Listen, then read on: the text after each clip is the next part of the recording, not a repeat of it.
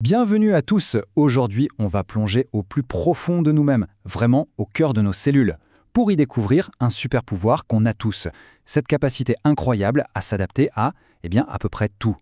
C'est un peu l'histoire de la cellule survivante, cette force tranquille qui se joue en nous à chaque instant. Alors, on se demande parfois comment le muscle d'un haltérophile peut-il grossir à ce point? Ou, à l'inverse, comment le poumon d'un fumeur se modifie, se transforme au fil du temps? Bon, à première vue, ces deux questions n'ont pas grand-chose à voir. Et pourtant, la réponse est la même et elle se cache au niveau le plus fondamental de notre biologie, la cellule. Allez, c'est parti, on va creuser tout ça. Bon, pour bien comprendre comment une cellule s'adapte, il faut d'abord voir à quoi elle ressemble quand tout va bien. C'est notre point de départ, l'équilibre parfait du corps. Alors, cet état d'équilibre parfait, ça a un nom, l'homéostasie. En gros, c'est la capacité d'une cellule à faire en sorte que tout reste stable à l'intérieur, peu importe ce qui se passe dehors. Pensez à une ville hyper bien gérée, une sorte de cité idéale où chaque bâtiment, donc chaque cellule, fonctionne en parfaite harmonie avec les autres. Tout est nickel, tout tourne rond pour le bien de la communauté. Et dans cette ville, forcément, chaque habitant, chaque citoyen cellule est exemplaire.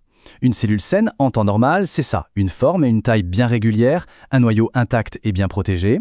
On voit aussi un rapport super équilibré entre le noyau et le reste, le cytoplasme, et puis bien sûr une membrane nickel pour pouvoir discuter avec les voisines. C'est la base de tout tissu sain, notre fameux point de départ. Mais bon, la vie n'est pas un long fleuve tranquille, même pour nos cellules. Que se passe-t-il quand cet équilibre est perturbé? Ah, c'est là que ça devient vraiment intéressant. Voyons comment nos cellules réagissent face au stress. Ce défi, il se présente sous la forme de ce qu'on appelle des stresseurs. Et ça peut être tout et n'importe quoi, une demande physique plus intense, comme quand on fait de la musculation, ou alors des agressions extérieures, comme des toxines, la fumée de cigarette par exemple. En fait, nos cellules sont mises à l'épreuve en permanence. Et face à ça, elles ne se laissent pas faire, non, elles s'adaptent. C'est ça, l'adaptation cellulaire. Ce sont toutes les modifications, qui sont réversibles d'ailleurs, qu'une cellule va mettre en place pour répondre à un changement qui dure. C'est vraiment sa boîte à outils de survie. Alors, qu'est-ce qu'il y a dans cette boîte à outils? La première grande stratégie de notre cité cellulaire va jouer sur deux tableaux, la taille et le nombre. Ici, il y a deux options sur la table. D'un côté, on a l'hypertrophie. Là, c'est simple, les cellules qui sont déjà là grossissent. De l'autre côté, l'hyperplasie. On ne fait pas grossir les cellules, on en fabrique de nouvelles. Leur nombre augmente. Si on reprend notre image de la ville, c'est la différence entre, disons, rajouter des étages aux bâtiments existants ou alors construire de tout nouveaux immeubles. L'hypertrophie, c'est un grand classique. On en parlait au début. Le muscle de l'haltérophile, c'est l'exemple type d'une adaptation physiologique. L'utérus qui s'agrandit pendant la grossesse, c'est pareil. Mais attention, ça peut aussi virer au pathologique. Par exemple, le cœur qui s'épaissit pour pomper contre une tension artérielle trop élevée. Le principe reste le même, les cellules grossissent, mais là, les conséquences peuvent être dramatiques. Et pour l'hyperplasie, c'est un peu le même topo. Le développement de la poitrine à la puberté, c'est un exemple physiologique. Ou alors un truc vraiment bluffant, la capacité du foie à se régénérer. On peut en enlever un bout et hop, il repousse. Mais là aussi, il y a un côté sombre. Une stimulation hormonale excessive peut provoquer un goitre où la thyroïde se met à produire des cellules de manière un peu anarchique. Ok, donc on a vu comment les cellules peuvent grossir ou se multiplier. Mais parfois, la meilleure défense, ce n'est pas l'attaque, c'est le repli. C'est notre deuxième grande stratégie, la retraite stratégique. Cette retraite, ça porte un nom, l'atrophie. Ici, on fait l'inverse. On diminue la taille ou le nombre des cellules, histoire d'économiser de l'énergie. C'est un peu comme si notre ville, en période de crise, décidait de fermer certains quartiers, de couper l'électricité pour économiser les ressources et survivre jusqu'à des jours meilleurs. Et ça, on le voit partout. Par exemple, c'est un processus tout à fait normal et programmé pour les ovaires après la ménopause. Mais c'est aussi ce qui se passe, et là c'est pathologique, quand un muscle fond parce qu'il est immobilisé dans un plâtre. La logique est implacable, vous voyez, si on ne s'en sert pas, le corps s'en débarrasse pour économiser. Alors là, on arrive à la stratégie la plus radicale, la plus spectaculaire.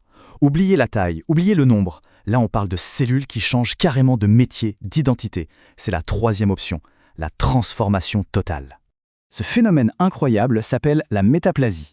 C'est quand un type de cellule bien spécialisé se transforme en un autre type de cellule, lui aussi spécialisé mais différent. Pourquoi? Eh bien, souvent pour mieux résister à une agression qui dure. Pour notre ville, c'est le changement ultime. On rase les jolis immeubles de bureaux et à la place, on construit des bunkers en béton armé. Et voilà des exemples très concrets. On en parlait au début. Les poumons du fumeur, c'est exactement ça. Les petites cellules toutes fines avec des cils pour nettoyer sont remplacées par des cellules beaucoup plus costauds. Le problème, elles ne savent plus nettoyer. Autre exemple, l'œsophage de Barrett. À cause du reflux acide chronique, les cellules de l'œsophage se transforment en cellules qui ressemblent à celles de l'estomac, pour mieux résister à l'acidité. Et c'est là qu'on touche au point le plus critique. Parce que, oui, la métaplasie, c'est une stratégie de survie, mais cette reprogrammation complète des cellules, ça peut créer un terrain de jeu idéal pour le cancer. Le bunker protège, c'est vrai, mais c'est aussi un environnement instable qui peut, à la longue, devenir le point de départ d'une catastrophe. Tout ça nous amène donc à une conclusion importante. Ces stratégies de survie sont absolument fascinantes. Elles montrent une résilience incroyable de notre corps. Mais, on le voit bien, c'est une arme à double tranchant. Alors, pour résumer rapidement, on a l'atrophie quand ça diminue, l'hypertrophie quand ça grossit, l'hyperplasie quand le nombre augmente et la métaplasie, le changement de costume. Et pour chacune, on a le côté pile, physiologique, et le côté face, pathologique. C'est un équilibre constant entre survivre et prendre un risque.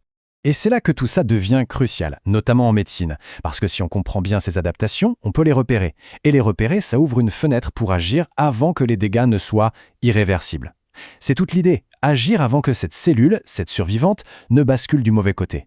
Ce qui laisse une question en suspens finalement.